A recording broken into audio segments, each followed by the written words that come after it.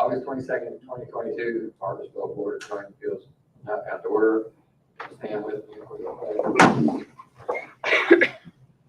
Pledge allegiance to the flag of the United States of America and to the republic for which it stands, one nation, under God, indivisible, with liberty and justice for all. Thank you.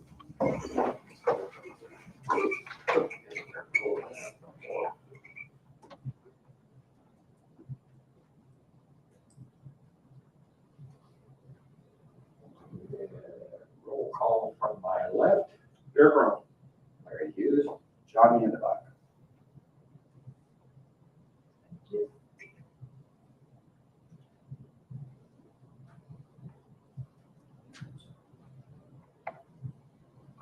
And I got it.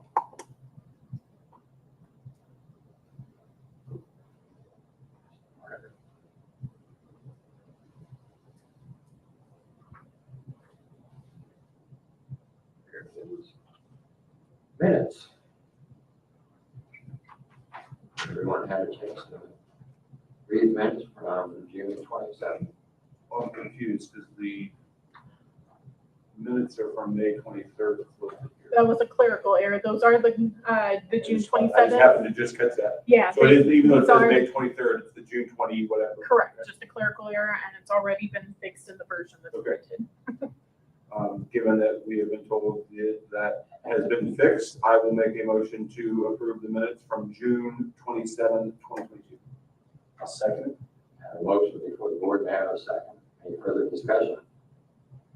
If not, by roll call. Derek Arnold, aye.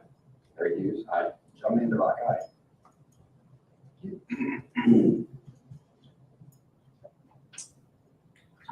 We don't have any old business tonight, so we'll move on to our new business item, which is docket VAR-384-2022, Parkview Estates Lot 57 driveway. The petitioner is requesting a development standards variance to permit a second residential driveway. The subject property is located at 397 Schoolhouse Lane. Property zone R1. Petitioner is Michael Palmer. So like I mentioned, and shown on the location map, this is at the end of Schoolhouse Lane where it's stubbed within the Parkview Estates subdivision, just north and west of where we are right now, and it's adjacent to where the soil rock development will be constructed in the future. The proposed site plan is on your screen and in your packets for your reference. There is the existing concrete drive that accesses their garage there in the western or eastern part of the property. Petitioner is proposing to add a second drive cut and driveway on the western part of their property that they would construct a future garage or accessory structure to house a recreational vehicle. It is not shown on the site plan, and petitioner did give us staff a time frame on when a structure would be built.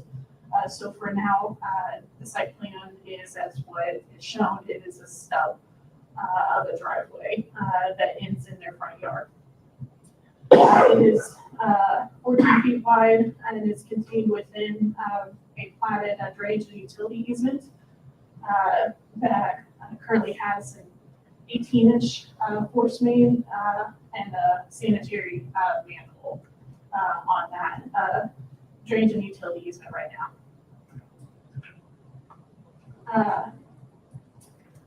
Staff observed last Thursday that this driveway had went ahead and been poured by the petitioner or their contractor. So these are just some on-site pictures of that driveway and where that existing sanitary manhole is. So there would need to, if the board would approve the variance, there's some additional processes, approval process that the petitioner would need to go through. Because this is within a platted drainage and utility easement, as shown on their site plan. Anything that gets constructed within a drainage and utility easement is subject to an encroachment approval process that's handled administratively. Utility companies will review that and let the applicant know if there would be any conflicts, and if so, what those conditions are, if they approve or deny it. And sometimes there would be a need for basically a recorded encroachment agreement that's prepared and executed by the town and those parties. And that has not been done. Correct, that would be, this is would be that first step. And so that would be, the next steps after this, should the variance be approved, would be that step as well as applying for an improvement location permit with the town to actually have the work be permitted. So those are separate steps, separate approvals in the future, should this move past this board tonight. So even if we were to approve it tonight, hypothetically speaking, it still could get denied at a later stage by the utility board? That is a possibility, yes. Okay.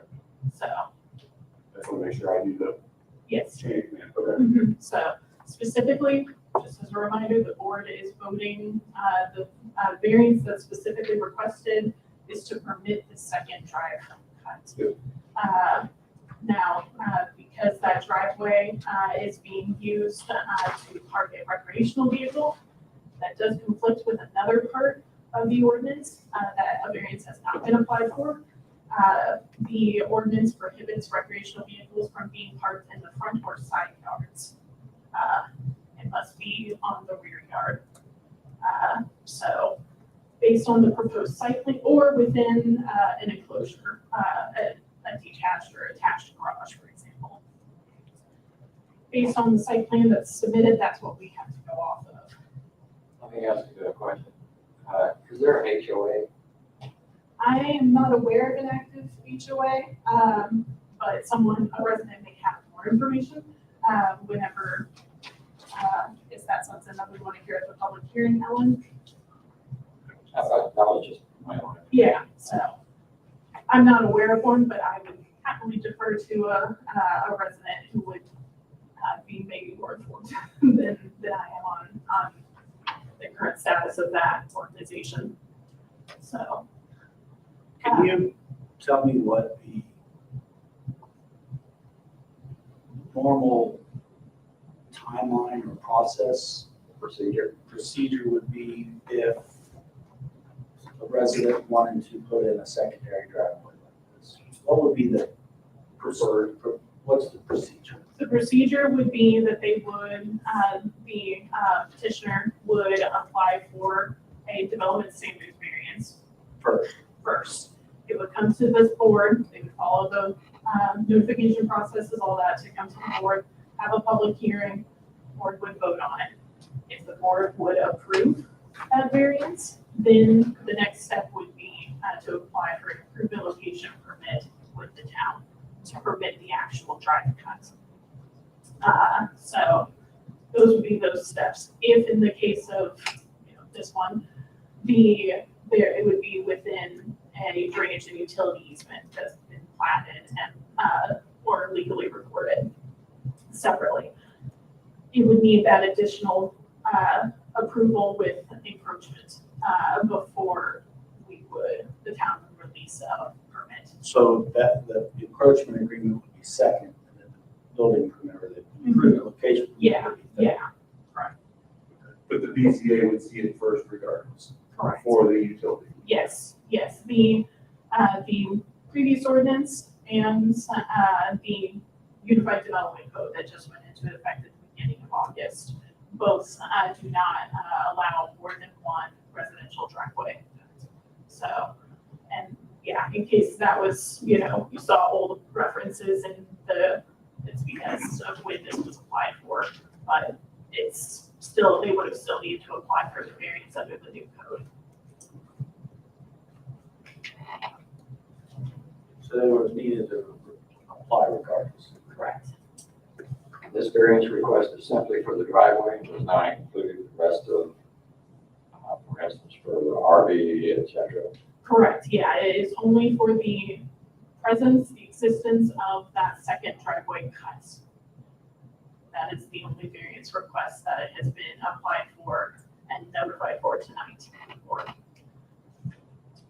So, unless the board has any other questions, staff is recommending that the board deny the development standards variance to permit a second driveway entrance as the statutory decision criteria on your screen and in your packets. The decision criteria 1 or A in your packet, C and D, or numbers 3 and 4 on the screen, have not been met in staff's opinion. So petitioner is here tonight to answer any questions. This is a public hearing. Before we get to the petitioner and the public hearing, would you care to? Sure. Anyone wishing to speak, or if you're on the fence, it's best to go ahead and get sworn in. In case you change your mind, could you please stand and raise your right hand? Do you swear or affirm that the testimony you will give this evening will be the truth, the whole truth, and nothing but the truth? I do. Thank you. Thank you. Just for the audience clarification, this is a 5-member board. We have 3 in attendance tonight. So any action taken by the board has to be unanimous. All 3 members have to vote in the same manner. And if we don't, then it gets punted to next month, correct? Correct.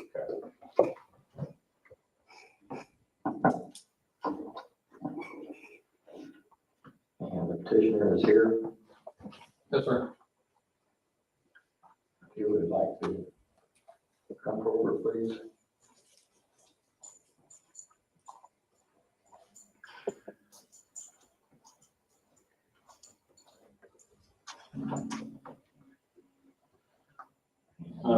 Good evening. My name is Michael Palmer. I'm a new resident here in Bargersville at 397 Schoolhouse Lane. I relocated to Bargersville from Indy's northeast side, and I'm setting up my home with my family.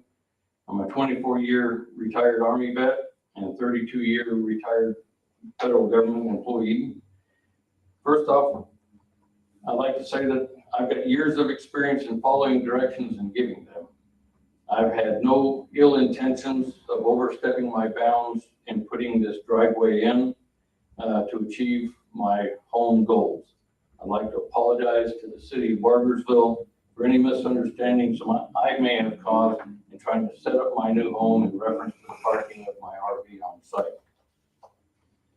The project's intent was to park the RV in an enclosed pole barn that would be on the west side of the property.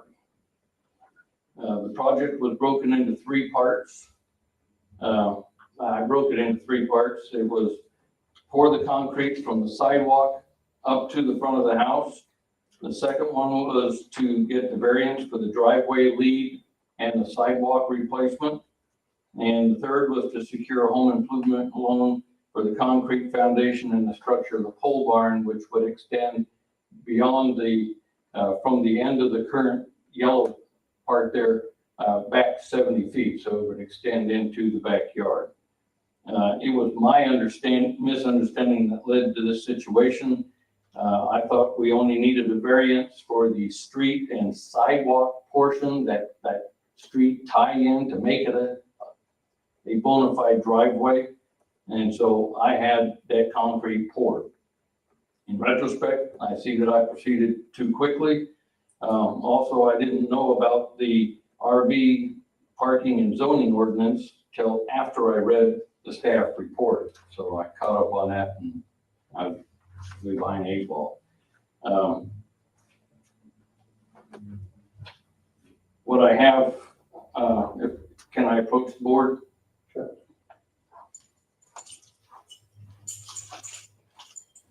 This shows the extension. What?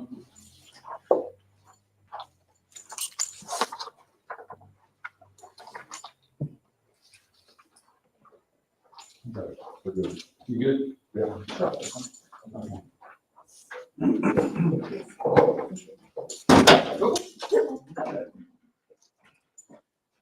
And by this that you handed us, I because I am to understand that you're going to widen it to 16 feet if that's approved.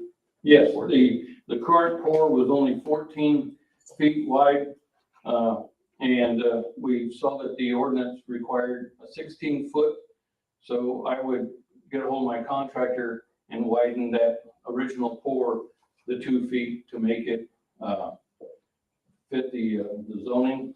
I assume coming towards the house with that extra 2 feet, right? Yes, it would be 2 feet wider I coming didn't towards think there the was house. 2 feet left on the other side of the driveway, but I wanted to make sure. Okay. Yes.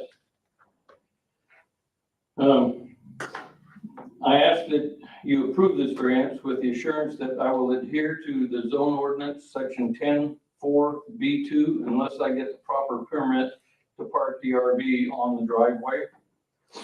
I will work with the town of Bargersville to submit the required building permit for the structure, which is expected to be constructed this 2022 calendar year if approved and granted.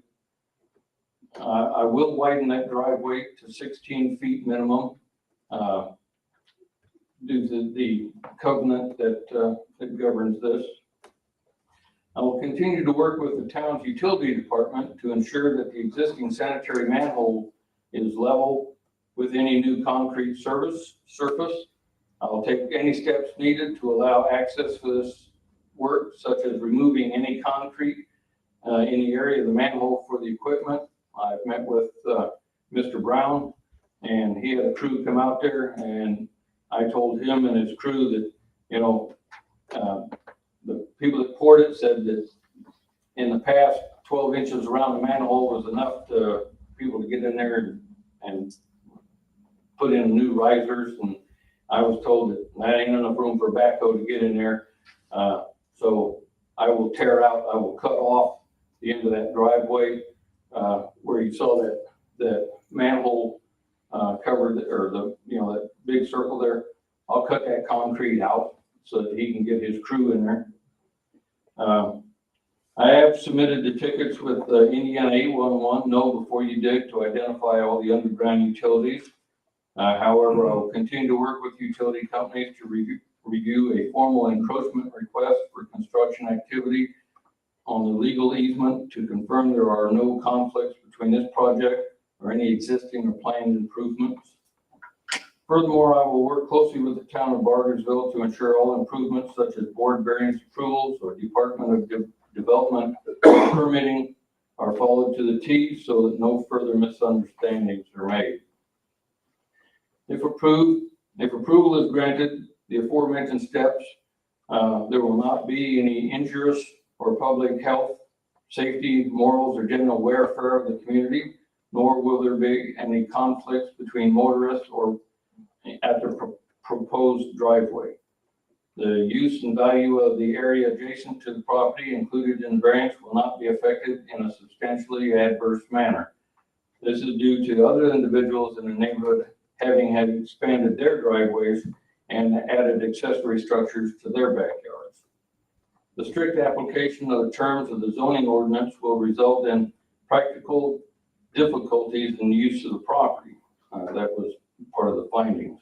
The property will be difficult to use for improvements that I have proposed due to the strict application of the terms of the zoning ordinance, which is why I'm requesting a variance. My original thought was to widen the existing driveway and put the structure beside the house on the east side. However, that's where all the house utilities are.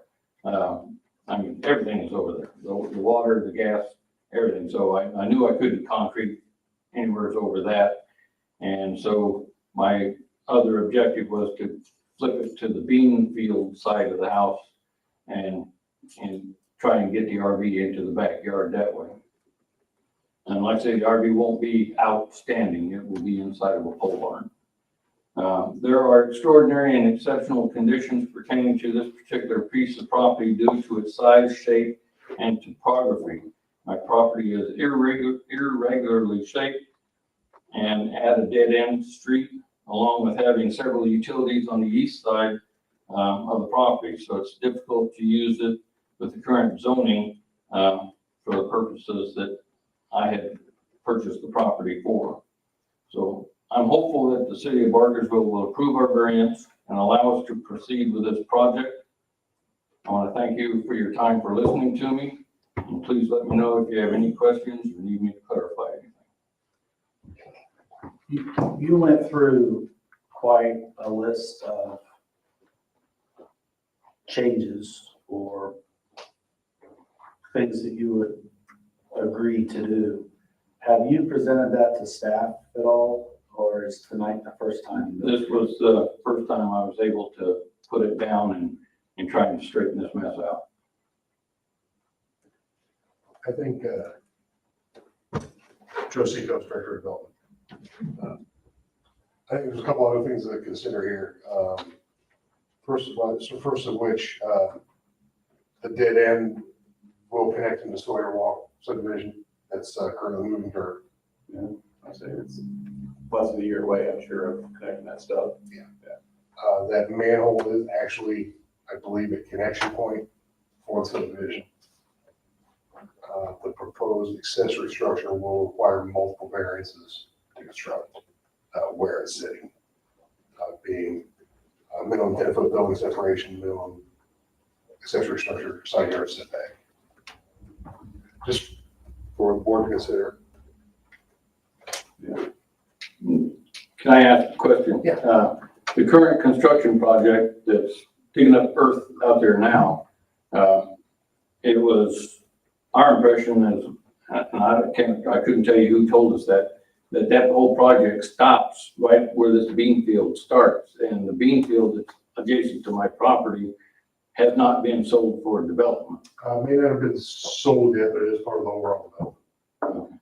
So it's at some unknown future date. There's generally a developer will gain entitlements, land use entitlement zoning on an entire piece of property, only buy the piece they're going to develop at a time. They usually have a drawdown schedule. But it's X number of years to take so much property. Yeah, there'll be a house there somewhere, or a estate or something. Probably don't recall what it is off the top of my head.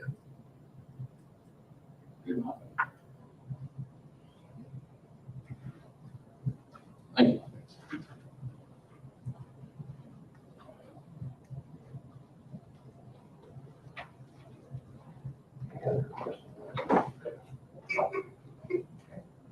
Thank you, sir. Thank you. Joe, so did I read, so am I reading between the lines on your statement there, and correct me if I'm wrong, there's a lot of work that needs to be done with the utility board. Correct.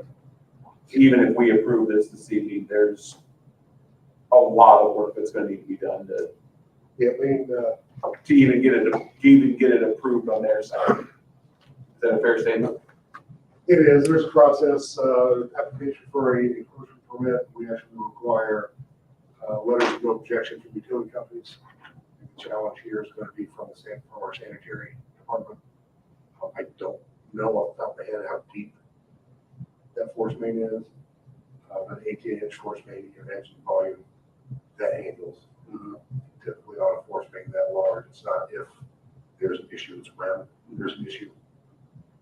Any encroachment permit, when there's infrastructure in the easement, we require what we refer to as a recorded encroachment agreement. This is a property owner signed and attached to the deed. It states that any work that may need to be done in that easement, utility will cause those items to be removed with or without notice at the cost of the property. In the case of a ruptured 18-inch force main, I would say would probably be without notice. That would be a distance Start jacking up the concrete one day when they need to again.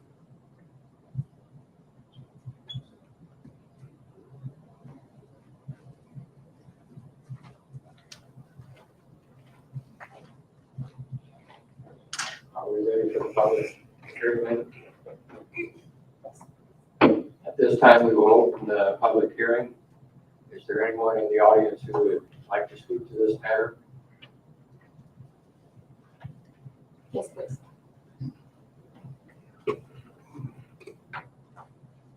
Your name for the record. Marlene and Ellen. I live in the neighborhood.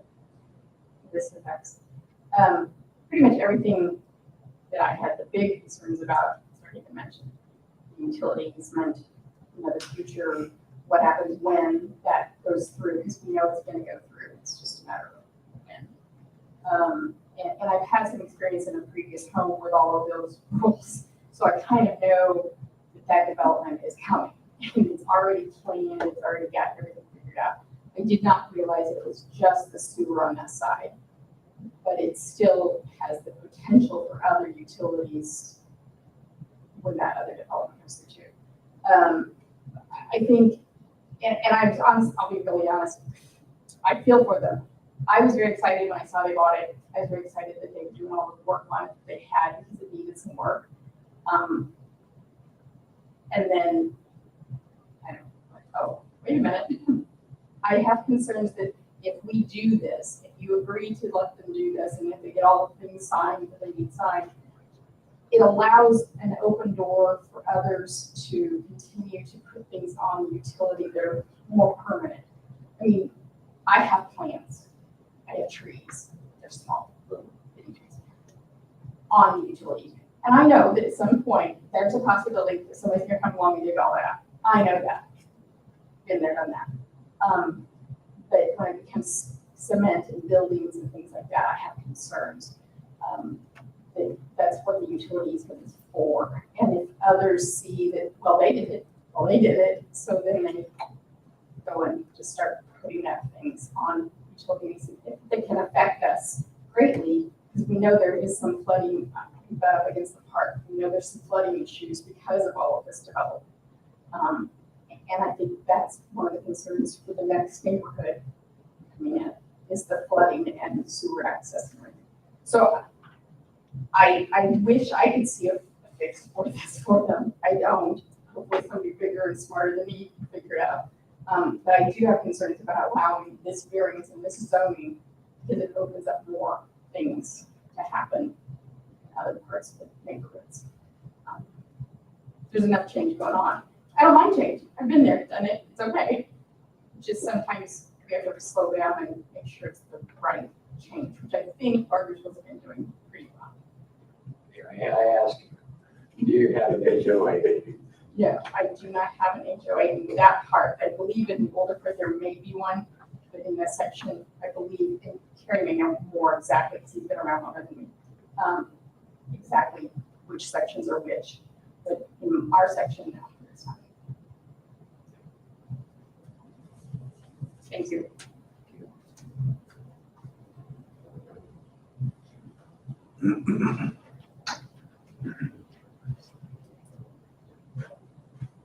My name is Aaron Maddox, and our family lives also in the neighborhood there.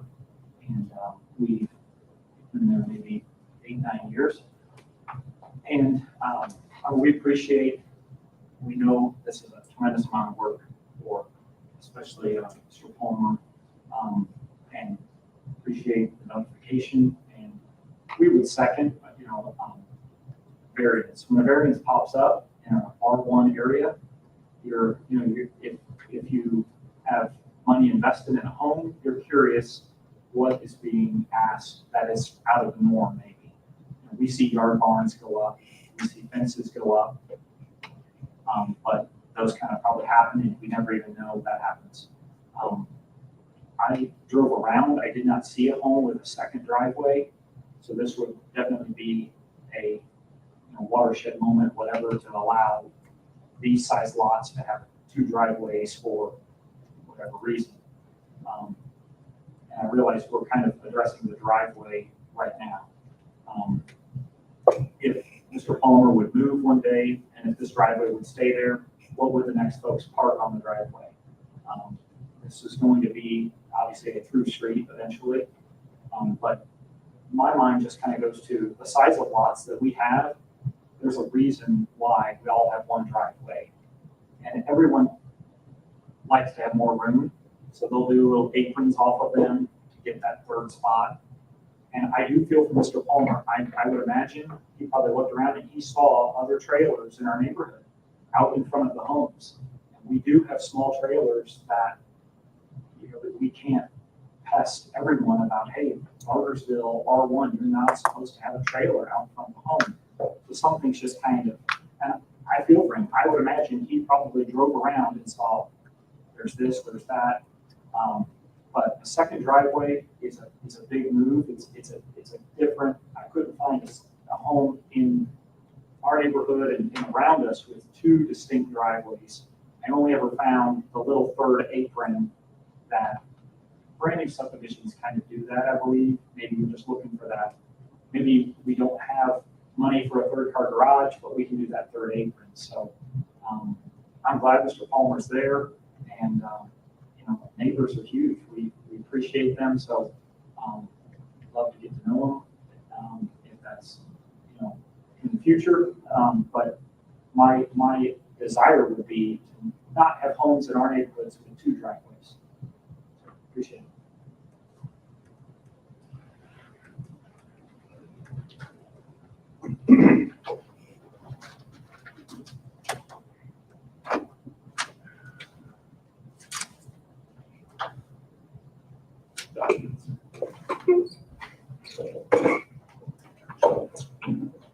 Kerry Messick, 279 Utterback Court.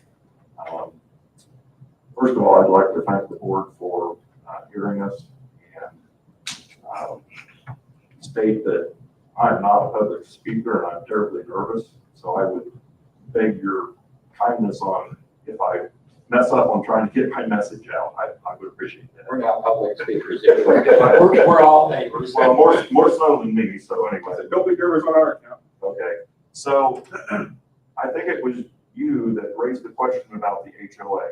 Okay, so I've been there since, for about 18 years, okay? So with regard to the HOA, there's 3 sections of Parkview Estates, 1, 2, and 3. So in section 1, which is on the south end of Parkview Estates, there's a retention pond. Those properties around that retention pond, according to the covenants, and I'll get into that in a minute, as far as covenants, are supposed to have an HOA that was supposed to be put together in order to get insurance, liability insurance on the retention pond, for maintenance on the retention pond, whatever else would be needed for the care and the upkeep and whatever the retention pond. I have to admit, I am familiar with the HOA situation around the pond. For 20 years, I was on the stormwater board. Okay. So I was aware of that. I wasn't trying to be facetious, but I wanted clarification. So the rest of Parkview Estates, the rest of section 1, all of section 2, all of section 3 does not have an HOA. Okay. All right. So let me see if I can pick my way through this. And again, I want to echo what these folks have said. We welcome you to the neighborhood as neighbors, and we hope that we can come to something that works for everybody. Okay. So the proposed site plan, where they talk about the variance request in the staff report and in their petition, they talk about an RV. Okay. Let's hit the pause button on that and talk about what this really is. This is a 5th wheel trailer, okay? And I don't have a picture of it. I don't know if you folks have seen it or have a picture, but this is a 5th wheel travel trailer. That trailer is on their existing driveway, and it takes up, with the trailer and the snorkel that connects to the bed of the pickup truck, it takes up almost the entire length of their existing driveway. This thing is huge. I mean, huge. It's not a little camper that sleeps 4, 6, 8 people. This is a massive trailer, okay? And so on the petition that they submitted, they talked about a future structure, but they never really defined that. And we didn't find out tonight until we got here that what they were proposing was a pole barn, okay? So in order to build a pole barn big enough to house that fifth wheel, that pole barn is gonna be huge also, okay?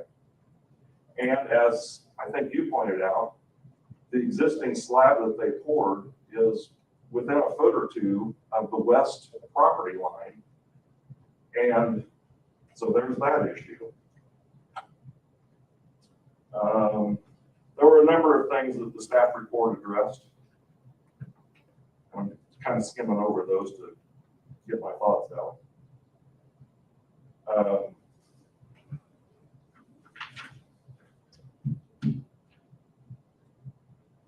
Okay, the zoning ordinance 10-2, section H specifically says one driveway per lot, and that's subject to NDOT standards, Indiana Department of Transportation. You've already spoken about that RVs are not supposed to be parked between the front setback line, the build line, and the street, okay, per zoning and our covenants, which I'll get to in a second, okay? Let's see, what else?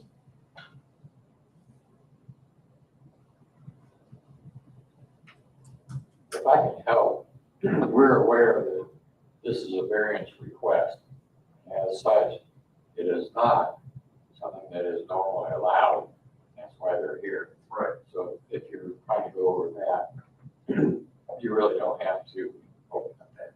Okay. But go ahead. Fair enough, and I don't mean to be insulting or anything to the board. I mean, I just, and I don't want to waste your time either, okay? I want to be very respectful of that. So the other point I would be bringing up is B, the use and value of the area adjacent to the property included in the variance will not be affected in any substantially adverse manner. Well, I've seen a lot of variance petitions over the almost 20 years that I've lived here in Bargersville, and that's pretty much boilerplate. All of the variance petitions, or most of them anyway, say that. And so unless there's expert testimony from realtors, appraisers, PUD developers, or whatever that have expertise in speaking to the fact that doing what they want to do won't cause adverse conditions, I don't know that that's a valid point that could be made without expert testimony. So my opinion is that I don't think they meet criteria B also, or I think on your documents it was number 2, okay? So where that leaves me is that I, in the strongest terms, absolutely agree with the staff report and would request that the board deny this variance petition. And so just as a quick aside, I don't know what documents you folks have available to you, but I actually have copies of the plat maps and the covenants for each section of Parkview Estates. I went and pulled these from the recorder's office years ago, okay? And it's my understanding that when you have zoning and you have covenants, whichever is the most restrictive takes place, okay? And I can pick through this and talk about specific things, but in these covenants, there is no process except for one to allow for exceptions. And the covenants say that for an exception to what the covenant stated, and at the time these covenants were adopted, they pretty much were a mirror of the zoning at that time. The only way that can be changed is if a majority of property owners come before the town of Bargersville and sign a petition to have the covenants altered, deleted, changed, updated, whatever.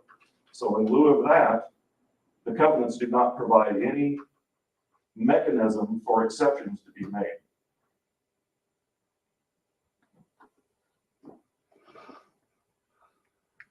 So, and again, I don't want to waste your time, so I have specific points that I could go through the covenants and point out, but that's only if you folks want to hear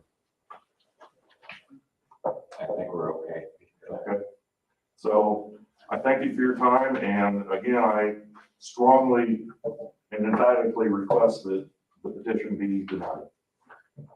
Thank you.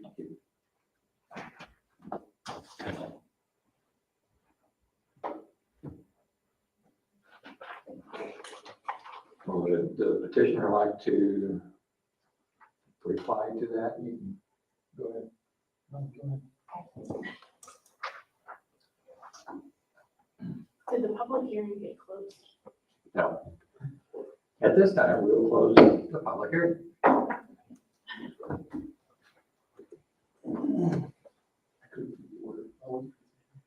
So I know I've heard some smoke breaks are waiting, so I appreciate your attention, and you'll have to bear with me. I have anxiety, so I'm as well good public speaker. But I did want to share some. Would you identify yourself? Yes, my name is Katie Whittle, and I am working on transitioning from Greenwood to Bargersville to live with Mr. Palmer in the schoolhouse residence that we're talking about. So I wanted to mention a couple things, because I've been working with Mr. Palmer to submit the documentations and all that kind of stuff. One thing I wanted to say is that I think some of the neighbors have said is that there is no HOA, but there is a covenant. And in the covenant, the last section does allow for changes from the covenant if approved by the Town of Bargersville, which is one of the reasons why I think this process is put in place for unique matters that are needed. So I did want to address that. I did also want to share, there is another residence on Schoolhouse Drive that does have 2 separate driveways. So we are not the first house in this area that will have 2 separate driveways. I don't have the exact address. I can look it up on my phone. But when you drive into Schoolhouse, one of the first couple houses before the kind of field and then more houses, there's a double driveway. A lot of people, when they pass it, don't realize it's a double driveway because it has one individual's driveway, kind of like a curb part, a second individual's driveway that goes back to a large second garage with multiple open doors within their backyard, which is what we are kind of trying to achieve. And then on the other side of the house is their garage driveway that goes into their attached garage. So when we shared information that we didn't think this would be an issue, it was because there were other ones in the neighborhood. So that was our thought, and we did drive around and see various RVs. In the staff report, it was very helpful that the zoning ordinance for the RV was provided, which we understand is fully a separate ordinance controlling where the RV can and cannot be parked. So we're asking that the focus tonight be on the variance at hand for the driveway area that's there. We understand the second variance, and there's a whole different process to park things. We're looking at storage off-site until we can address all this. We've been working with the city. We understand that from the utilities department, the access point for the sewer lid is an issue. We're working with them to do whatever we need to do to help them move that up so that that lid is still 24/7, 365 days accessible. We understand and that we are taking the risk that if anything happens, we would be responsible for any utilities that would have to be dug up in that area. We are really committed to continuing to work with the city, that if this variance is passed, to go through the encroachment paperwork, the permits, everything that needs to be with the proper departments and get all the other approvals is this first step, passes. And then my last point is, I'm not sure if there is a process or a request that we can put this on hold. I know we presented a lot of new information as far as we're willing to do the 16-foot and that there is a plan for a structured unit and kind of talking about encroachment, that if there is not an approval, that maybe there can be a decision to put this on hold until we can follow any recommended steps that the city has provided or work with the planning department a little bit more to come together on what we're trying to do and what we need to do. So I just wanted to share that and say I'm excited I found it on Thursday. So, correct me if I'm wrong. Prior to a motion being made, they could ask for a continuance, right? Petitioner is supposed to ask for a continuance before the public hearing, before Okay. presenting. Okay, that's what I'm. You could still independently continue it though. I see. Okay, that's what I meant.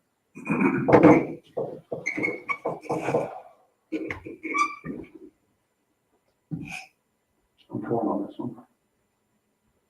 Because it seems like we've been getting a lot, and this is through no fault of Mr. Palmer's. I know he's new and he can't control the other people that have failed to, that have put things in place and then ask for forgiveness later. And most of them have been far less cumbersome than this one. But it seems like we've been getting a lot of that lately.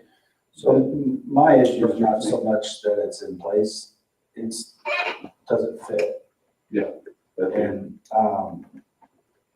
oftentimes, this is truly my opinion, what we see is something that is in a gray area, or it's a slight, but this is significant.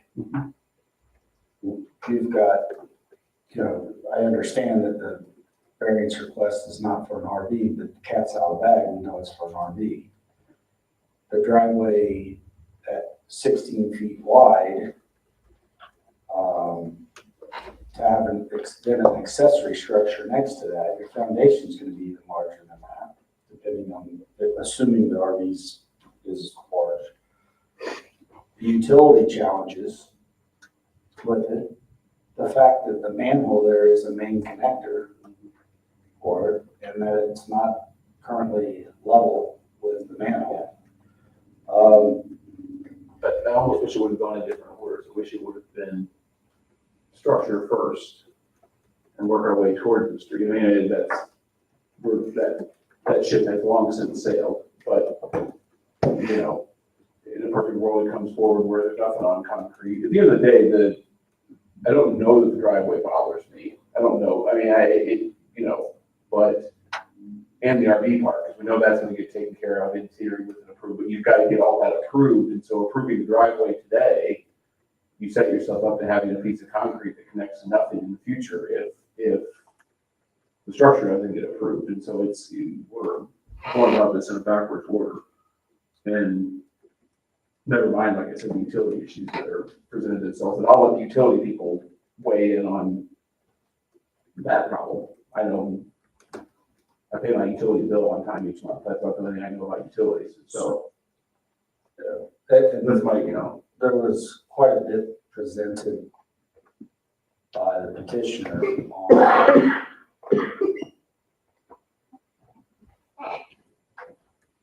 conditions. I don't know if that's the right word, that they're willing to proceed with, but staff's not had a chance to review any of those. And as fast as I wrote, I know that I didn't capture all of them.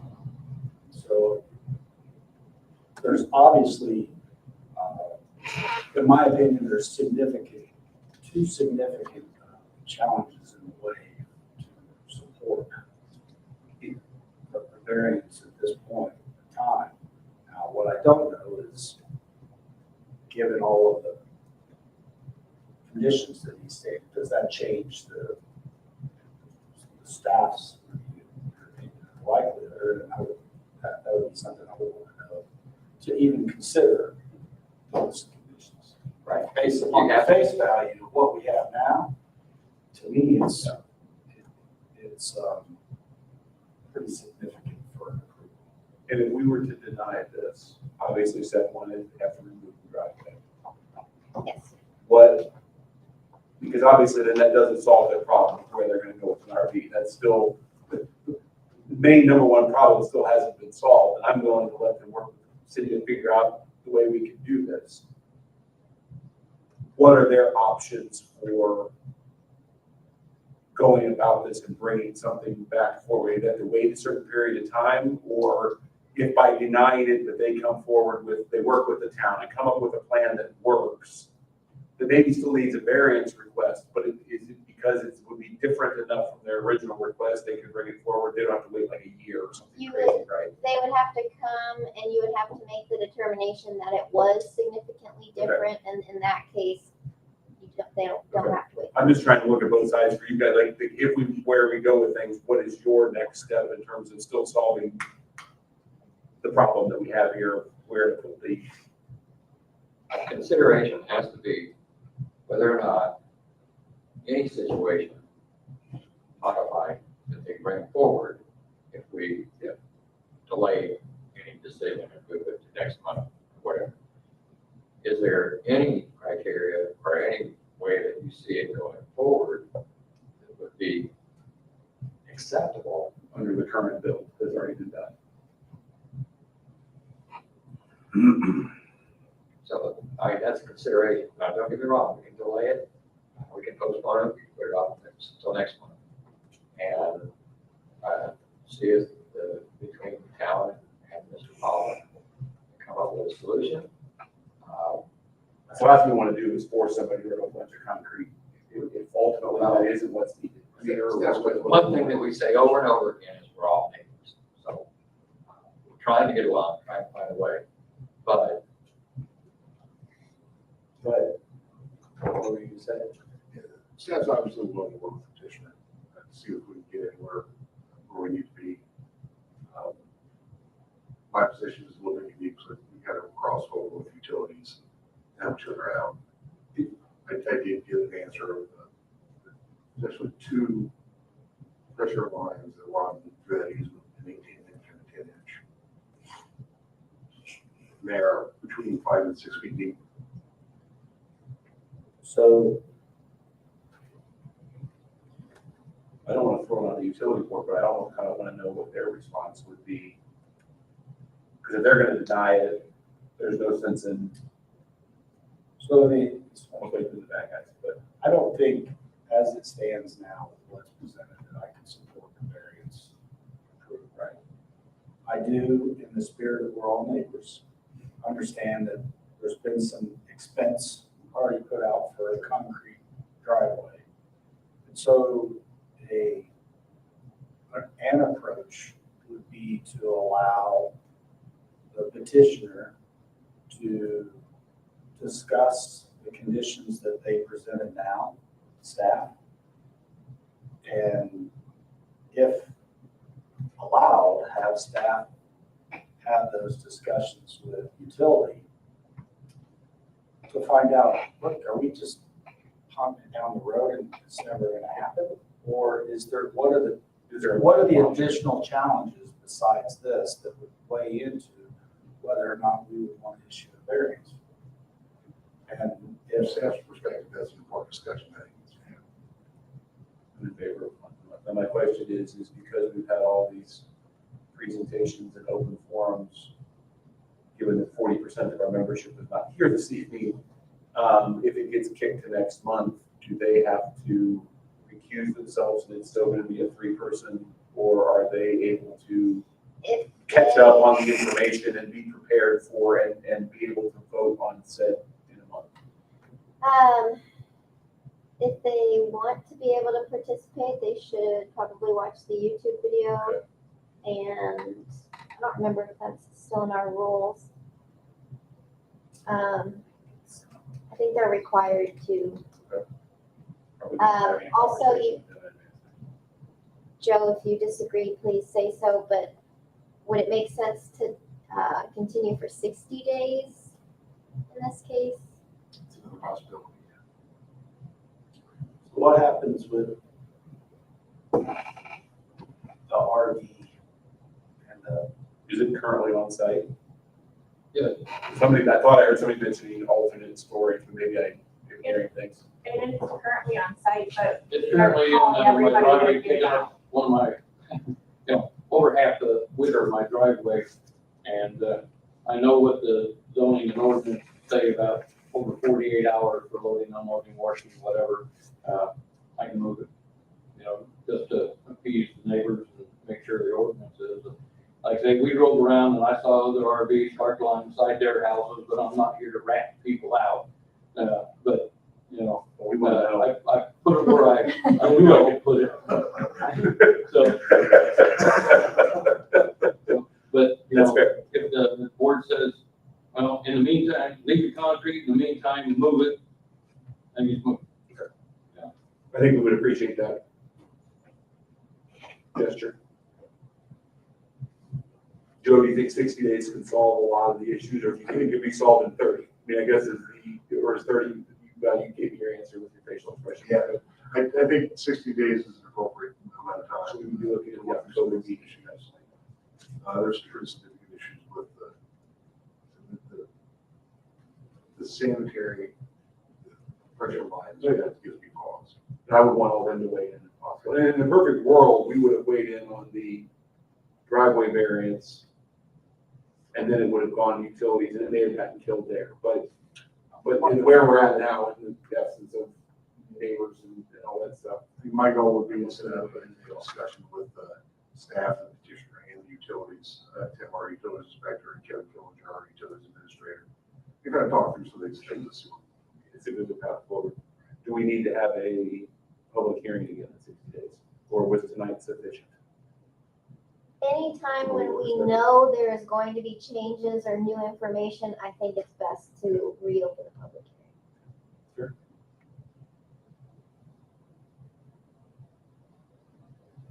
I personally don't see how it will make a difference. I don't know how they will manage to change it enough to get it done, especially in that easement.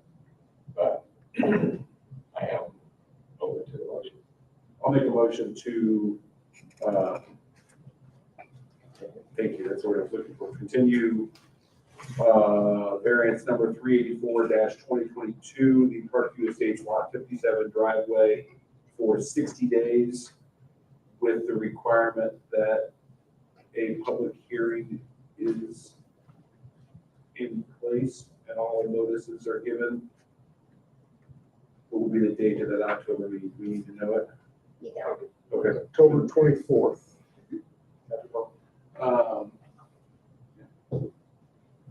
do we want any stipulations between now and then? Such as, The petitioner present their conditions with staff review and, I mean, I think if it's 60 days, they haven't presented that, it's a very easy open and shut case at this point. So I mean, we can include it, but I don't know that, if they don't do it, it's a quick meeting. But And staff is okay with going through utilities to find out what they say. Anyhow, I'll second. I have a motion before the board, and I have a second. Any further discussion? Not by roll call vote, my left, Eric Arnold, aye. Larry Hughes, aye. Tom Anderbach, aye. And the motion carries. Let's continue to 24. Thank you all for being. Joe, can you make sure Paul and Joe have, at least are given that to know whether they do it or not? Yes, But I think it would be very helpful to have at least 4 or 5 of us, if possible, at that meeting, be prepared to actually, and be eligible to vote on Yeah, said. I found it. It's required if they'd like to vote. Okay.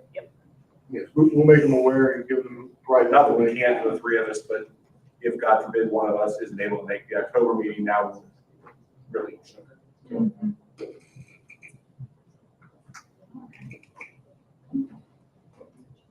Next item on the agenda are the proposed rule of procedure update for the board.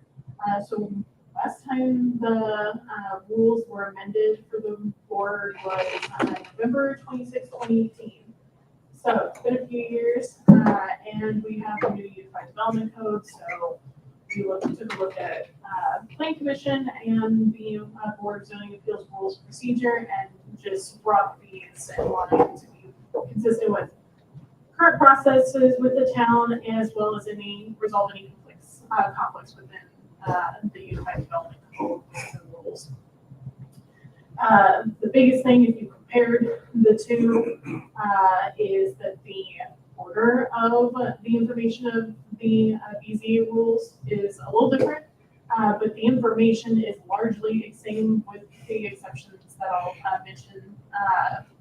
This is just so it's more consistent with the PC rules, just so that way it's easy for staff to administer, because that's been a challenge over the years, that they are different articles and completely out of order compared to each other. So it's an administrative flow, quality of life change. Whatever you do, make your life easier. So as far as the content changes of note, adding section Article 3, Section 2F about electronic participation. We already talked about this whenever the town adopted the resolution 2021-09. So nothing new information-wise, just acknowledging that that's a possibility. Previously, it required that you all had to be in person to be eligible to vote. Article 7, 3A, mail notices under the current rules have been 10 days, which meets that statutory minimum. But the newspaper has been 15 days. The Planning Commission decided that they wanted to change that and make the mail notices consistent with the newspaper. So 15 days before the public hearing. We are proposing that is changed also for the BZA for consistency between the boards and between petitioners, between folks in the public receiving those mails. So that way those timelines are consistent. And then Article 8, Section 3 is just basically acknowledging that the town is now live streaming our meetings and that we have a YouTube channel for recordings. We are not just doing an audio recording on a little tape. And that is the only way that we have any records outside of typed minutes. So those are the biggest changes. I'd be happy to answer any other questions from the board, but otherwise this would be an item for your approval. Unless legal has anything else to weigh in. I think switching emails, Chelsea's email did not get to me until very late in the day, so I have not actually looked at these. I did work on plan commissions, and they are very similar. I read, must be crazy, but I read the entire thing today. I needed to get my mind off of the project, and this was perfect. Well, I was trying to find relevance, so yeah, I understand. I read contracts pretty much every day anyway, so this was something surprisingly interesting. And what I saw here supports what the changes I saw there. It seems to be very common sense and actually helped clarify some procedure things, at least for me, that maybe I should have read the previous version. Well, But I understood some more. That's why I asked the question about the process earlier on the continuance, because I remember reading here, but I missed. It does state here before the prior hearing. And some of the information was presented in a very strange way or hard to read. And so that was the goal of this, was to try and get that format where it was easier to read, even if the information didn't change. Just, it's not a, 20-line long paragraph. So you need a motion to approve this? Yeah. I'll make a motion to approve it as presented. I will second. I have a motion before the board, and I have a second. Any further discussion? If not, by roll call on my left. Eric Arnold, aye. Harry Hughes, aye. John Manubuck, aye. And the motion carries. Thank you. Last item on the agenda that staff has is the proposed findings of fact for the Aberdeen Lot 15 architectural variance that was approved back in June. That is an item for your approval. I'll make a motion to approve the findings of fact for variant 377-2022, Aberdeen Lot 15. I second it. I have a motion before the board, and I have a second. Any further discussion? If not, by roll call vote, my left. Eric Arnold, aye. Harry Hughes, aye. John Manubuck, aye. And the motion carries. Any new business from the board? Announcements. No announcements, I believe. I guess it just popped into my head. The Fall Festival will be returning this year. Let's see, it will be September 17th in downtown here. So keep an eye on our social media and our website for more information on that coming out. There'll be live music, food vendors, and all kinds of the parade also. Parade. My wife's out of town that weekend, so I have something I can take the kids to do until times. Well, I stopped by on Friday to get forms, entry forms for the parade, Yes. and guess who wasn't here, so I have to come back. Chris wasn't here, so anyway, I forgot to come in today. I'll get in tomorrow, I guess. I think she spoke to my dad about helping with the car show too. Yeah. So, Yeah, Carissa Comstock is your point of contact for that if you haven't met her yet. She came on board with the town in the last year. Well, I also stopped by to get concert tickets. Yes. So yeah, that will be coming up in the next few weeks. You're not bitter about it or anything? One more announcement I think that the board would be interested in, if you weren't aware, the redevelopment commission has recently purchased the old flea market properties. And we have issued a request for proposals this afternoon for development interest in those parcels. Those went out 3:30 this afternoon. Those will be due in a few weeks. We'll be reviewing those at the RDC level. It's kind of an exciting project, not kind of an exciting project. It is an exciting project for the town at a very visible intersection. I know we're excited to be part of it. Now, when you say the flea market, are you referring to on the east side of the road or Both sides, east side of the road? both sides, east and west, as well as the hard corner at the northeast side. Great. Because I was going to suggest that the town get on it for about cutting the grass. Anyway. We had Brian want to do that the last week. Yeah, we did notice that it was, anyway. Okay. all right, in the spirit of ribs. Ribs. I make a motion to adjourn. Second, aye. By roll call. Eric Arnold. Thank you. Aye. John Manubuck, aye. Thank you all for being here. Oh,